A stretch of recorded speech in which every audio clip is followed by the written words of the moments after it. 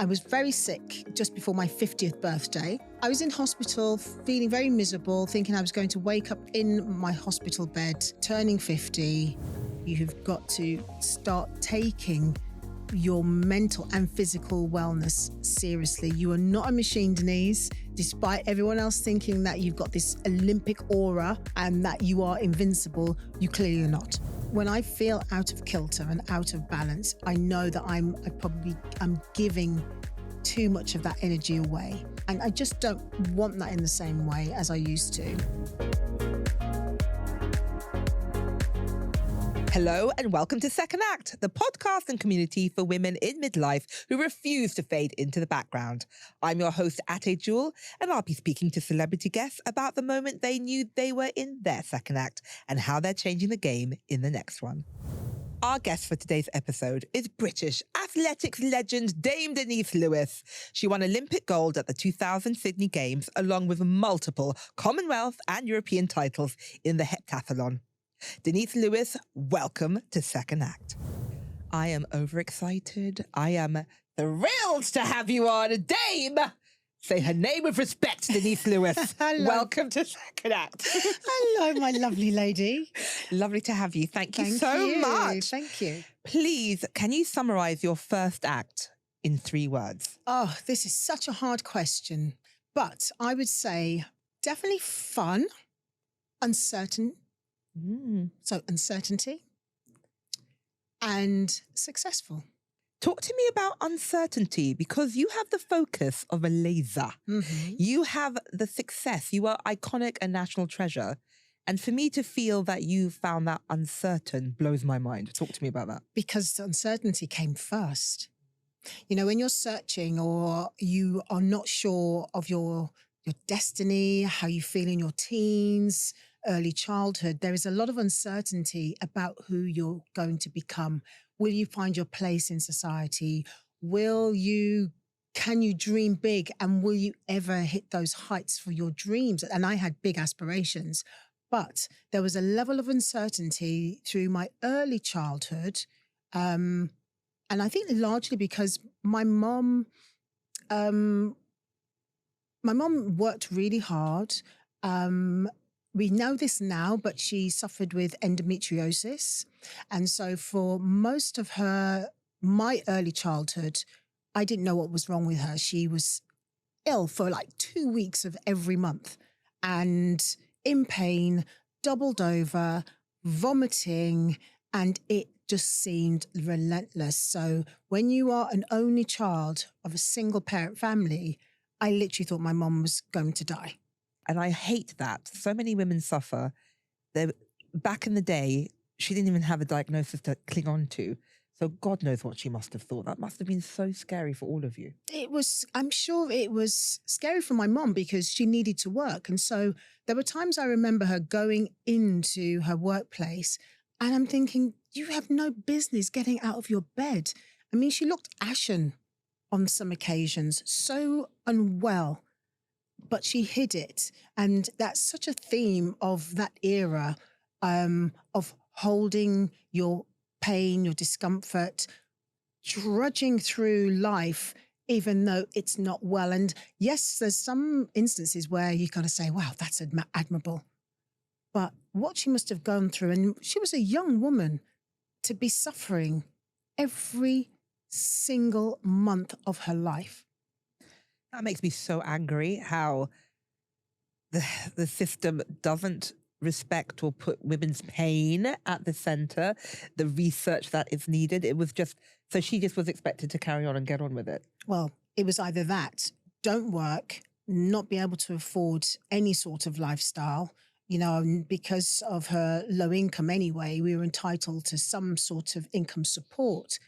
But a woman born from the Caribbean with pride and I guess an expectancy to push through and survive well, that wasn't going to be her narrative. That wasn't going to be her song title. So she worked and she wanted to work. That was what defined her purpose at that time. But she was sick. She was really sick. That is fascinating, and it completely makes sense. Your body was a huge part of your success. How did that inform your relationship with your body? Because you having to be strong, healthy, at the peak equals success, and you being good at your job, and seeing your mum like that. How did that make you feel about your body growing up?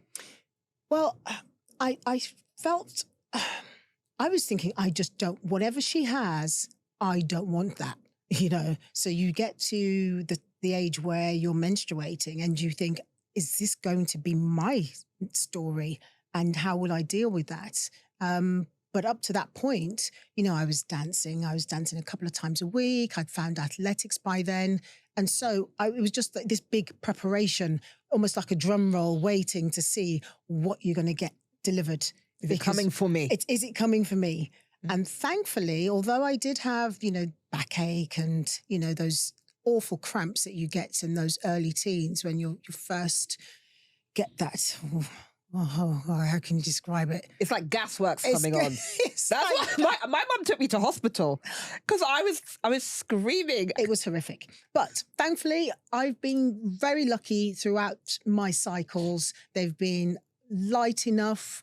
Once those early ones got out of the way, it seemed to be regular. And so I never had that awful discomfort that my mum had.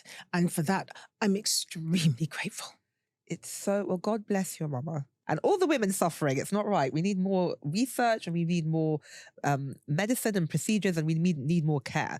But talk to me about success, because you have been very successful and success and fun usually go hand in hand if you're lucky. Yeah. So talk to me about that. Well, the success first or the fun? Because the fun bit was, despite my humble beginnings, I actually had a lot of fun, because, in every sort of Black household, and I'm sure every household, there's always a family, there's always some funny person. There is all the one that you can tell all the stories about. And I had my godmother was a character. So she made my weekends just the best. Spoilt, rotten. She used to cook up a feast. She had these wonderfully big breasts that, my cousin and I used to sleep on. They're like pillow breasts. And she was just a safe harbor. She was. And she was naughty and mischievous and she was inappropriately funny. But she made everything joyous, even though she was a little devilish at times. God bless her. God bless the aunties that make your life their support and they raise you. They do. Then they come to shape you even if they don't know they realize that they're doing it. Fun. I had fun at schools. I have always had this sort of, I say, girl gang, this lovely, wonderful female energy and support. And that was right from the get-go through primary school, into my secondary school and beyond, into my adulthood. And so we've always managed to look for the light and find fun. You're a girl's girl, I can tell. I am a girl's girl. Yeah. Well, I just love that energy. And you can always, finding the right girl gang, you can open up, you can be your true self. And thankfully for me, I was able to do that. So we'll pivot on to the success because, you talk about first act. I was successful by 28, very early. And so I hit my goals and achieved everything that I dreamed of at that point. It was 28, everything. You were like, at 28, top of the world! Literally, people aren't even getting going in their businesses at 28. They're like, can I get a promotion? Like, you were like, yes. Talk to me. Do you come from an ambitious home? Because did you come from a home where you're expected to win? You can do anything you want? Or was it just do what you want? Was it loosey-goosey or were you expected to win? Or a bit of both? Not really. No, I don't think any of that competitive energy seeped in from the household. It was a very quiet household. We've got a team of 2. Yes, that's team interesting. of 2. So very, very different. I do not know where I've got this competitive strand from. It's magical because you can't be who you are unless it's from the inside. It's an inside job. Totally. So where do you think you got it from? Are you naturally competitive? Do you have head girl energy? Are you just like Hermione from Hogwarts? Like, what drives you? I recognize that it is competitiveness, but it was always betterment. And I think if you focus on the betterment, and the learning and the process and the how, you will find your success. Yeah. Well, however you frame it, what it looks like for you, you will find it. And so mine was always dust yourself off and go again. Oh, I love that's a winning attitude, because it's not being scared to fail. This is what I've learned.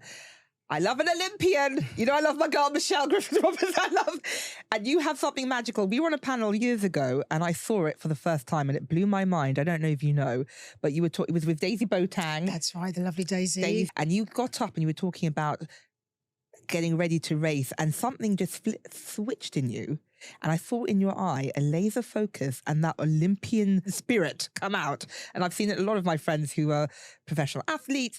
And how do you get that? Is it a frame of mind? Do you learn it? Is it a ninja thing? Is it a skill like nunchucks? You can get better at it. But I saw a light go off in your eyes and you were like, oh, this is another level. What's that?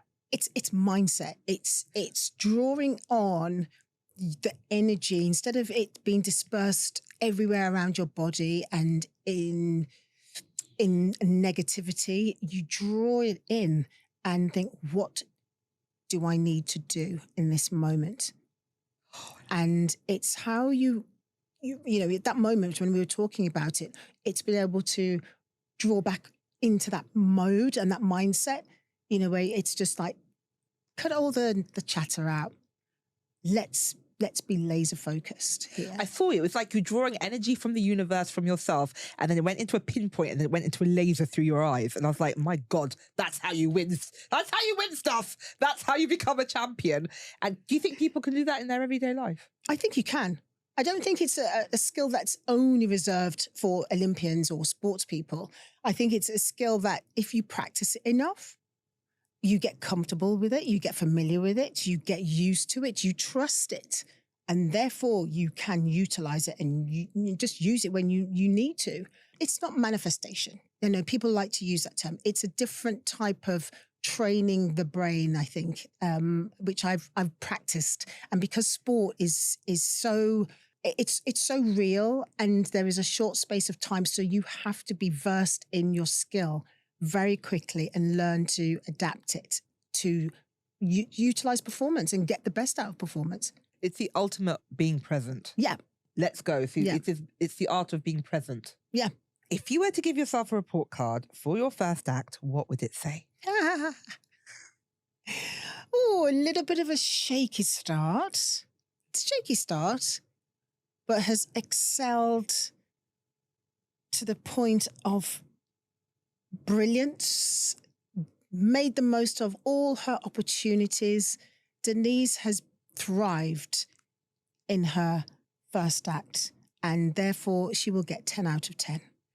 I love A star. Well done, Denise. I love that so much. Talk to me about the shaky start. What was the shaky start for you? It's the uncertainty of what will I become? You know, I should have done better at school, academically. And then there was those years where I was like, oh dear, I think I've messed up here. I'm not sure I'm as good as I thought I was going to be, but I didn't give up. So that's the shaky bit where I probably wasn't applying myself, but I'll give myself a break. How do you do that? Because I am a beater-upper. Don't do that to yourself. I'm a beater-upper. Oh, I wish I could have done that. Why did I do this? How do you give yourself grace? Because I think that's a lesson so many of us need to learn, and it holds you back. How do you let that go? Again, it's something that you have to decide for yourself, and everybody's journey is not only different, but they get to that stage of life where it's like, I'm not happy with my lot. I could do better. And something will spark, whether it's age, a bereavement, something will happen, which is the turning point. But I think everyone has the capacity to say, actually, I know I could have done better. I'm going to go again. And for a lot of people, and we're talking about it now, it's that second act. It's either relearning what good looks like for yourself. I was just talking to Holly Tucker. She's the founder of Not on the High Street and Holly & Co. And she told me, I'm ready now is a really good phrase to use. It gives you such grace. And I'm like, I'm doing that now. So yeah, something didn't happen or you didn't take that, but I'm ready now. Don't you love that? I do love it because I just think we shouldn't be beating ourselves up. You cannot be the finished article in your 20s and 30s. And even though I talk about myself at 28, I'd reached the top of my athletic world, there was still so much to learn about Denise the woman and all the iterations that have transpired since then. So for us as women, as people through life, we have to see it as everything is a learning stage and ask yourself the questions, what am I supposed to learn about this experience? What did that teach me? So it's not a negative. And so it's not a negative. What am I supposed to learn here? And I don't know whether that comes from faith, trusting in either a higher order. For me, I had to trust the unknown potential in myself at times. And so I'm always open to, there is a lesson here. There is something to reach for. Yeah, it is a form of faith, isn't it? It is a form of faith. You have, I read this quote, everything is working for you. Even if it's bad, it's working for you. Trust it. Yeah. And I tell my children, I completely messed up my geography A-level. I got a place at Oxford University. I cried for 2 weeks. They were like, I'm sorry, it's too low, girl. I cried for 2 weeks, went to my backup school, which was very good, Bristol University, met my husband in the first lecture. And I was like, we're divorced now. But the point is, if I didn't mess up, my children would not be here. And this is it. And I remember thinking, a failure turned into two people who wouldn't be here. They wouldn't have been here. And think of the growth you've had as an individual, whether it's been down at times. Yeah. You have learnt from that experience of what you don't want, what you won't tolerate, how much more there is to Ateh Jewel than even you knew. Exactly. So I love that. It's so much giving grace and faith. Mm-hmm. I think that helps you in those times. Your first act was phenomenal. 10 out of 10, A-star. Yes. Everyone can see that. What does the term second act mean to you now? I feel like I've evolved. I feel at peace. It's not like I haven't got any more aspirations. It just feels I'm at peace. I feel secure in myself. I know that, there's still a big race to be run to the finish line. And therefore, I want to see everything. I want to feel everything. I want to enjoy and celebrate me. It doesn't mean that I don't care about anybody else. I just know where I am in the queue, and it's more toward the front than in the middle and at the back. Because so many of us Gen X women have been taught, put yourself at the bottom. I think it's also the societal norms, I think, make us feel that, if you are entering into a relationship with another human being, another person, a man or woman, and you want to be the giving person, there is always one that's giving slightly more than the other. Yeah, they call it the adored and the adorer. Yeah. And usually there's one or the other. I've always been the adorer, and it's time to be the adored, quite frankly. Say loud and proud, Ateh. Yes. And so I just think there is a time where you feel like you've given so much. And you're just like, okay, hold on. Where am I? Where am I here? What do I want? And I think that I'm at a stage, definitely in my second act, where I just know that I've given, I can't control. I think that's the biggest lesson for me.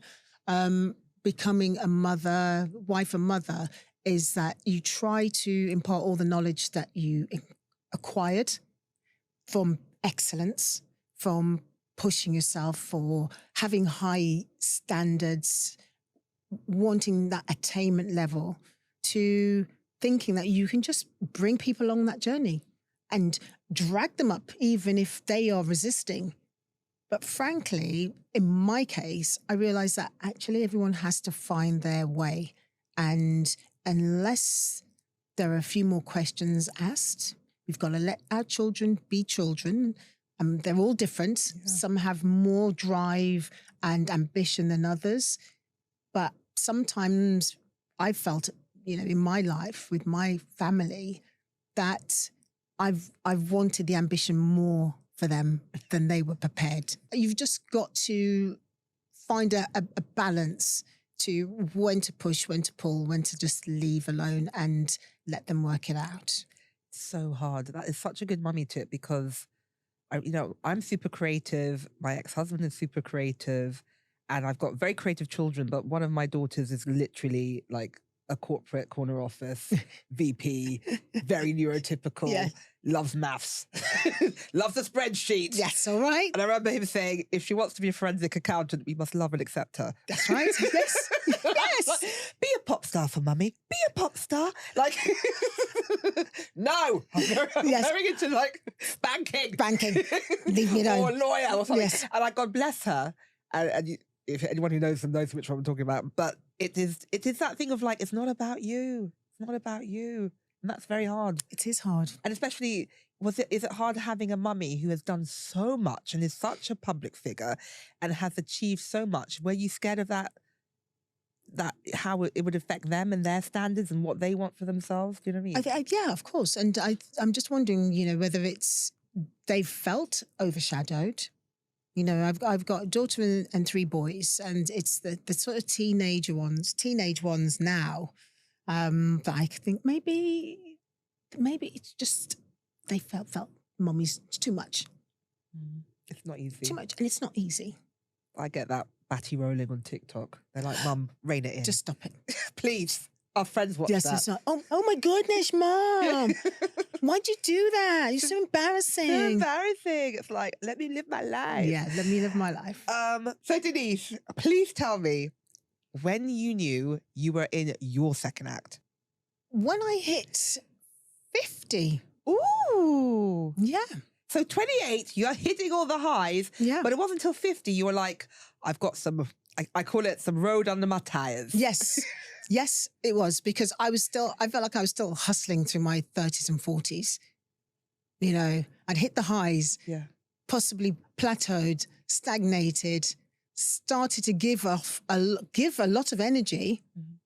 Family, house, juggle, hustle. It was just relentless. And I felt I got to 45, and thought, okay, this is hard work. But then she decided to have a baby again at 46. Was that a happy accident? An oopsie daisy baby? It was a happy accident. It was a happy accident. Yes. Even though we had been trying at that point, but then, nothing was happening. So I thought, okay, menopause is kicking in, perimenopause is kicking in. And you're like, okay, well, that's fine. And then I was like, I'm over it. And then, ba-pow! Ba-pow! Baby, beautiful baby.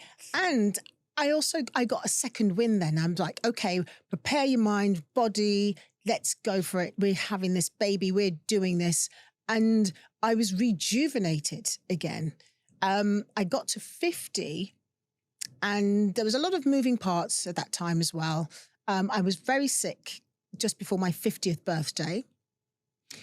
And I was in hospital feeling very miserable, thinking I was going to wake up in my hospital bed, turning 50. And I thought, no. Do you mind sharing what was making you sick? Was it like a flu or was it something serious? It was semi-serious. I call it the warning shot, like when your body goes pa-poo. Yeah, and it's like, okay, you're clearly very stressed out and your body is shutting down. So I had sepsis in my gallbladder ducts around there. So, hello, yeah. Sepsis is no joke. It's no joke. Yeah. It's no joke. And I shouldn't make light of it. No, but that was your body. You get warning shots. I got type 2 diabetes, change your life, or something's going to happen. Sepsis. Something's going to happen. Something's going to happen. And I was really unwell. So I went on an intravenous drip of antibiotics. I was in hospital for about 3 days until, correction. I should have been in hospital, but I checked myself out because I did. I knew you're one of them. I checked myself. Let me rip out the IV and run. Rip the IV out and run because I didn't want to be in hospital on my 50th birthday. Yeah. That's not a good sign. That's red flags for me. So I checked myself out. I had organised this birthday party, my big birthday party in London, and I was determined to see it through. I wanted to party and enjoy myself. Did you? And I did that. I danced the night away in my heels. I had a very stressful year, a couple of years. And as I said, I think that was a manifestation of all the stress and hospital-ridden, then party, collapsed a couple of days later. Literally. And then literally. Yeah, and then ended up back in hospital. And that's when I had my intravenous drip to get rid of the sepsis. But I'm not being funny. I don't make light of that, but I do the same thing. See? It's a mindset. It is a mindset. It's like nothing's going to stop me. It's not some little sepsis, even though you need to take that seriously and it continue. Yes, but my eyes were kind of turning yellow because it was getting jaundice. There was so much going on around that area that, you know. So what did that teach you? Was that serious health crisis? Did it say, look after yourself? It said, look after yourself. No one else is going to do this for you. So you have to put yourself first. You have got to slow down. You have got to start taking your mental and physical wellness seriously. You are not a machine, Denise, despite everyone else thinking that you've got this Olympic aura and that you are invincible. You clearly are not. And that was the trigger. And I moved through that whole phase, nurturing my gut health a bit more, resting more, saying no to things, just really putting myself in a bit of a bubble for a while. And then I found that's when the enlightenment hit, that nothing else matters. Your health is everything. I say your health is your wealth. And especially when you're a mother, you need to be around for that. Like, you know, they say for empaths and like mums and people who give, don't do it for you, do it for the people who need you. Yeah. If you can't do it for yourself, because I was always putting myself at the bottom, but like I need to be around. You need to be around. You need to put your mask on first, as they say in the airlines. Before you help anyone else, you have got to put your mask on first. And so I learned to do that. I got better and got back into my fitness in a big way. I guess sort of, having that as my sort of superpower and able to retreat into fitness has always helped me. Mentally, in terms of you feel good about yourself, the structure, the routine, the endorphins, it's like a state of mind. It's like a religious practice almost. It feels like a religious practice because when I don't put the time in or I let other things, life, work, take me away from that, I don't feel whole. And so it is a mind thing. It is a mind-body rebalancing thing for me. I shut everything else out. The phone is not ringing. Do not disturb. I am OOO at that point. Yeah. And how many times can you do that in the day where you don't feel guilty, but because it's your special place and that is, you're honoring yourself? Yeah. That's it. You're honoring yourself. You're honoring your body, what it gives you and how it will continue to serve you. And that's, for me, is just everything. And so I don't train like I used to, obviously. I don't have that need.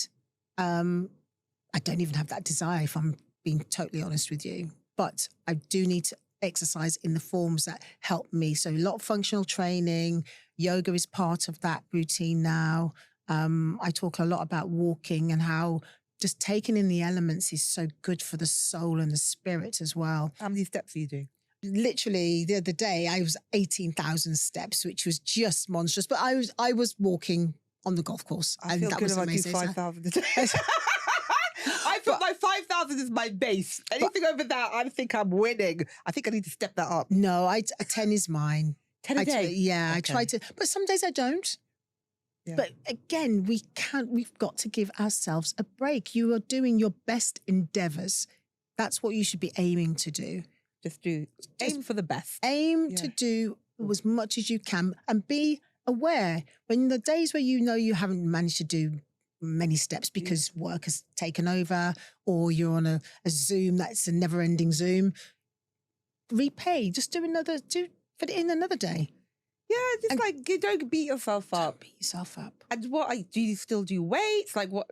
Talk to me. What does your workout look like now? I don't do really heavy weights. I know we do because I lift weights, but then not the super heavy lifting that I used to do. What did you do back in the day? Oh, back in the day, I could squat like 220 kg. You can do more than you think. You do more you think. Oh my God, that's amazing. You can do more than you think. Here I am thinking a little 5 kilo weight. You're like, no, honey. But you can build on that. And that's the challenge. It's you versus the bar. Yeah? It's you versus that moment where it's like, can I push through this? Yes, you can. And that is life, isn't it? It hurts. Can you push through it? Can you get that laser-like focus and push through it? Did everyone see that? That was your focus. Oh, was it? Did you have my focus face on? You were like, push through it. I was like, I love it. You got the Olympic laser face. It's so true though, but it is set a goal. And that's why I think working out is so good for you mentally, because you make promises and it gives you inspiration. If I could do that, what can I do in my life? Yes. If I could bench that, what can I do in my life? Ho, ho, ho, and stop searching for a simple gift and give the spectacular, the Hello Ultimate Christmas Bundle. It's the most generous present you can give this year. Looking for luxury that lasts? Our exclusive Ultimate Bundle doesn't just offer 1 subscription, oh no, but 2 annual subscriptions. 1 to Hello Magazine and 1 to Hello Fashion, plus instant full access to our special editions collection. The lucky recipient will also receive our coveted Royal Yearbook 2 printed specials from 2023 through to 2025, and 2 surprise special editions arriving in 2026. It's truly a gift that keeps on giving. Explore all our bundles and secure a spectacular present today at hellomagazine.com/subscribe. I need to know about your Denise abs back in the day. Do you remember? What did you do for those? God bless them. Those abs were, they were magical. Unicorn, yes. Magical. I remember watching on TV just clapping. Not at you winning, but at the abs.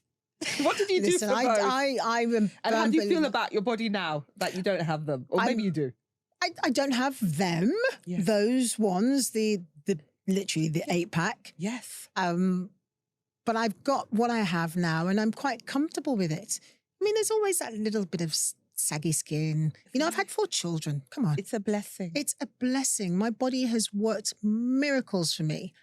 And so I'm going to give it a break. So no 8-pack, happy with the little 4-pack when you really dig deep down. It's there somewhere. I'd be happy with 2-pack, babe. I'm working real hard with BB at Bamford to get a 2-pack. I don't know if it's going to happen. I'll let you know. I'll call you. But isn't it about you're trying, you're on the journey, you have the target and you've seen the improvement. Yeah? Yeah. I don't do scales. I don't, but that's just me. I think it's better not to, because I think we're all brought up. It can be so toxic. Very toxic. How do you feel? That's always the question. Do I feel great today? Do I feel, am I a 7? Am I a 6? You know, it's when you're feeling 3s and 4s on a regular basis, that might be a key. Just like, actually, I need to do something different, because it's about how do you feel? I love that. So instead of scales on a weighing thing, it should be, the numbers should be, how do I feel? Yeah, how do I feel? Do I feel energized? If not, why not? And that's so healthy. And I think so many of us were not brought up like that. No. So that's very good. What are you doing differently now in your second act compared to your first? I think I'm regaining time, which I think is really important. As in you're not saying yes to everything. I was like that. You say yes to so many things because you think, I've got to represent. You know, I'm in spaces where at times I'm the only person of colour there. I've got to show people what I've got as often as I can, that we are great and we do things really well. I want to support my community. So we have many events going on. And I found myself just running myself ragged. Because I wanted to serve. Yeah, you want to serve, And also, I don't know how you feel, but as a Black woman, you have to be 10 times better just to be in the same spot. Did you ever feel that pressure? I think I felt that pressure, but I welcomed it at the same time because I thought, okay, if I'm doing a good job, then I'm hoping my community see that and feel that I'm representing them well. So I didn't see it as a negative pressure, but I was aware that I've held and felt a certain responsibility. And you did, and you have, and you will. Yeah, I mean, it's okay. I didn't realize the impact I would have on others, which makes me feel really humbled and happy. But it's that reclaiming of time, which I think is important because I become even more self-aware, listening to my body and paying attention to the amber flags when I don't really feel well.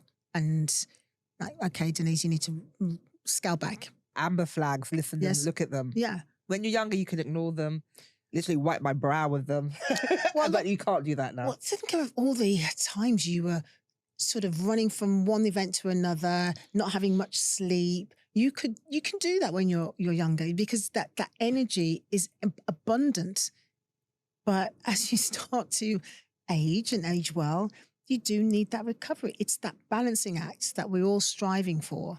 And when I feel out of kilter and out of balance, I know that I'm giving too much of that energy away.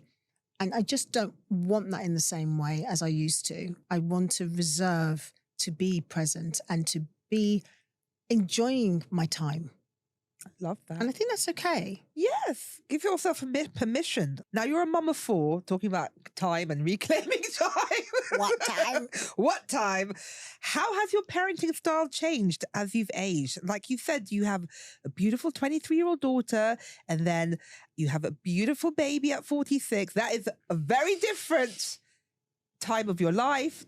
Like, are you a different mum to the 23-year-old than you did to the baby at the time? Like, how did that change? When I had Lauren, I was still very much in my athlete head, which means basically it was like, okay, let's get this done. Let's go and have the baby and let me get back on the track as quickly as I can. And I probably wasn't in the moment as much, even though I was a good mom. I felt I was a good mom, doing all the nurturing bits, feeding her, you know, trying to be that person. But my mind was always thinking, okay, when can I get to the track? Get back to the sessions, get back to being ahead, not being so present. And so I relate to that. Do you feel guilt for that? I have done over the years, but I think I'm at peace because, you know, I couldn't have done better with the time I had, with the goals I still had for myself at that time. So you've got to give yourself a break. You've got to say, okay, that was the Denise of then. Fast forward to the parent I am now, to my son, who's now 6. Oh. And I feel I'm more present. I'm not trying to conform into any of the parenting norms or pressures around the school, pick up and other parents. I just listen to him, watch him, and try to do the best for what I think he needs in that moment. That's so peaceful. It's quite nice. It's lovely. Yeah. It's actually been a joy parenting this time round.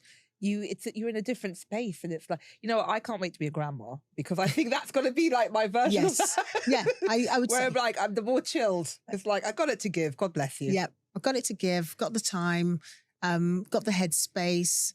And I know that these phases go so quickly, and I'm not rushing his time with me away as I used to. I'm wanting to get to the next milestone, the next event.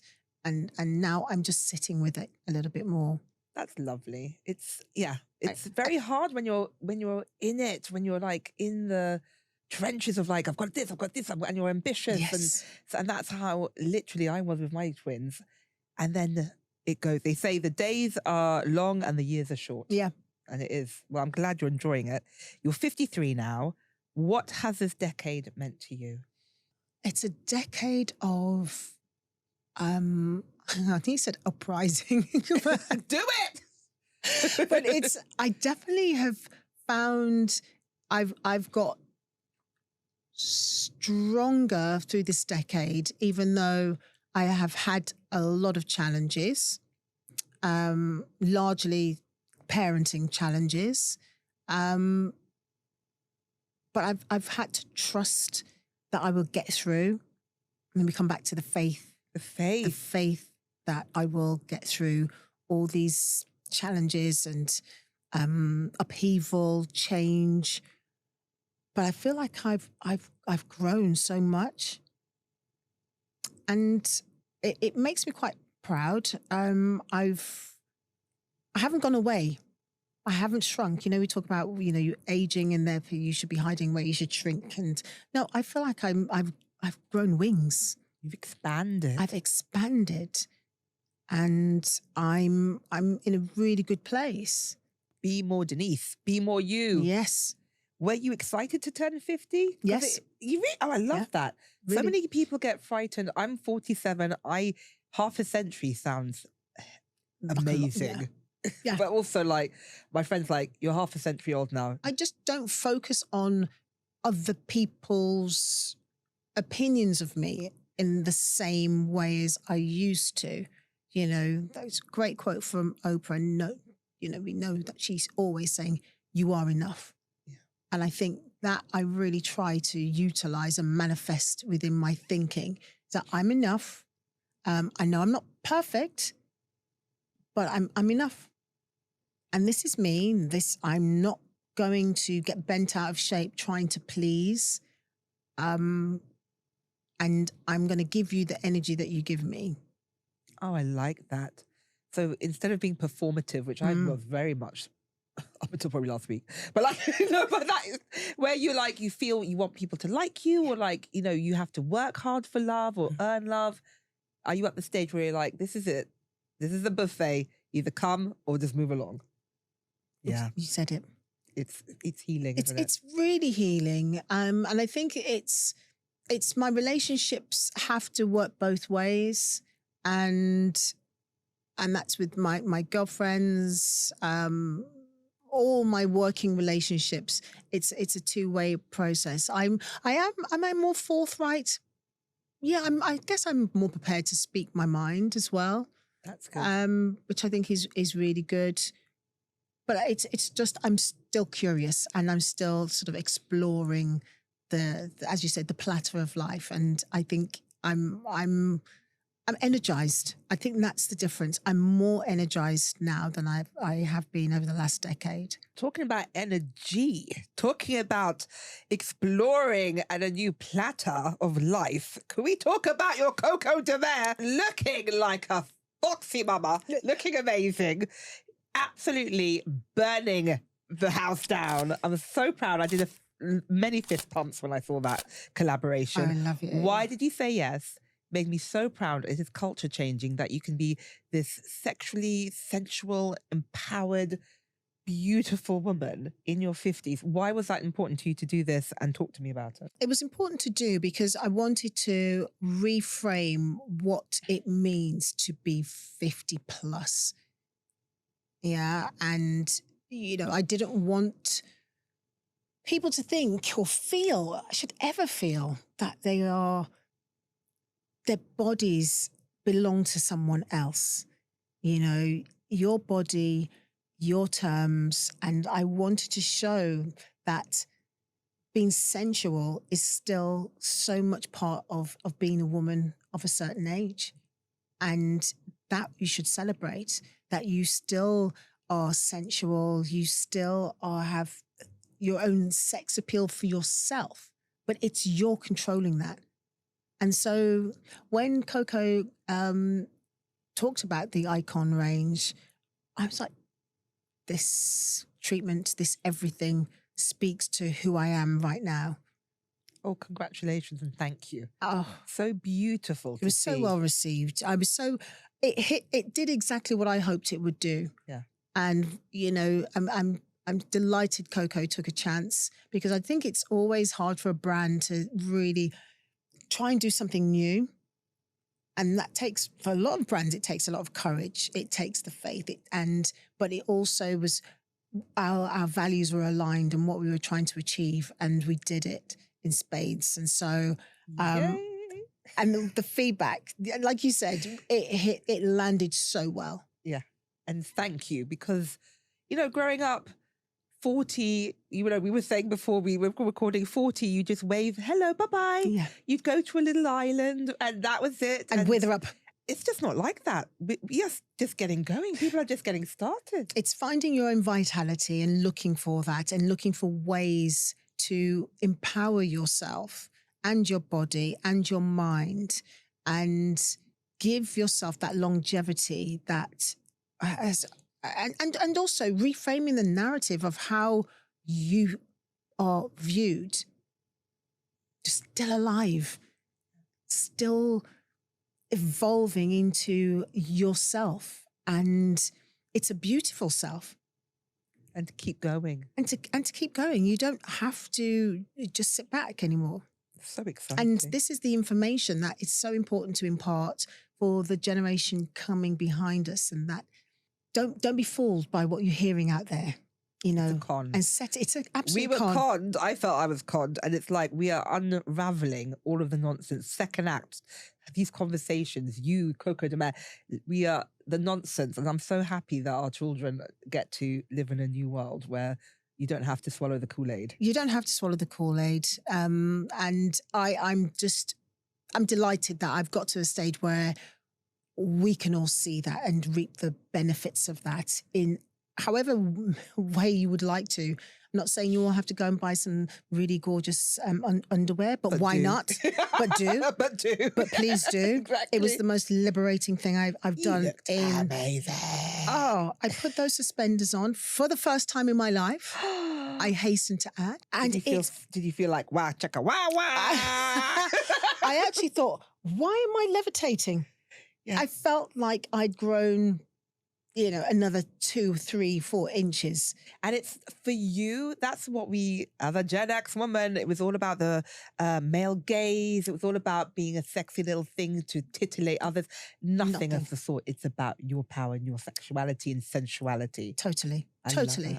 Loved it. And I would do it all again tomorrow. In fact, let me look what I'm wearing now. Wow! You better get on the YouTube and have a look. Talk to me about, you were saying about mentoring. Is that a very important figure that you or role you take on, especially to younger athletes? Do they look up to you? Do you mentor the new generation of athletes? I try to mentor as much as I can. I think passing on knowledge, especially in a very specialized space, high performance is not easy. I think you need certain tools in your toolkit in order to survive it, to improve. And so what kind of tools? Like, it's just, how do you deal with pressure? How do you deal with disappointment on a grand scale when you've got millions watching you, when you don't hit that mark, or you're making decisions about your future where you're struggling to know who to trust. Yeah. And sometimes you can't wait for the individual to ask. You have got to say, look, I think I know what you might be going through. I feel I've walked that path. This is my feeling on it, and offer it up. Which is a true mentor. Yeah. And you're doing that on a huge scale for the rest of us, because you have written a new book. I have. Adaptability. Why did you write it? And tell me a little bit more about it. Okay, Adaptability, 7 Lessons to Thrive in a World of Competing Demands. I think it says it all. We are constantly bombarded with what we should feel, what we should think, how we view ourselves, the hustle, the juggling acts that we being told we should be doing, and it's a badge. No, don't wear that badge if it's not serving you. But for me, I wanted to write that basically for the reasons I've already spoken about. Between 40 and 50, there were a lot of things going on that forced me to examine who I was. And, and I think that's aligned to, the rediscovering who my mom really was as well.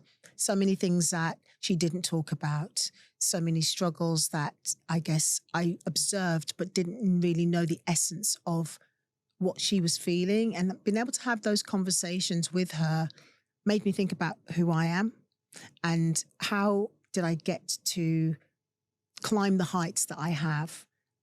And so I wanted to write it almost as a reflection of where I come from, the generational recognition of the crosses I think we have to bear, but how I almost redeveloped a new narrative for my family and legacy, and also the tools that I've used to help me mentally through high performance, but what I had to relearn to use in my everyday life, in my personal life. Skills that I've almost took for granted, you know, you think, oh, that only belongs to high performance. But no, you can actually use them to get what you want in your personal life and continue that development. And so the chapters do reflect on that journey as a young girl and my relationship with my mom and finding her truth, which enlightened and unlocked so much for both of us. I think the older you get, the more you realize your parents are just humans. They were struggling. Mm-hmm. They were trying to work it out. They didn't have it all together. And you have so much more compassion and grace for them as you get older. Totally. But that's only the start of the book. That is the intro that sets up a whole conversation that I have had with other women. You know, we do experience these moments of self-doubt. We experience that not feeling like we're living our best lives. And how do you begin to unpick that when you've just lost the tools that you think you've lost to do so? And so I wanted to not just be about me.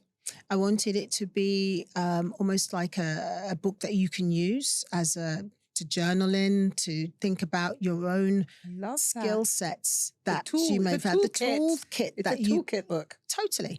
I spoke with people that I admire, like Leanne Pirro, of the founder of Black Women Rising. I spoke to Abby Ward, who's a rugby player for Red Roses and Bristol Bears.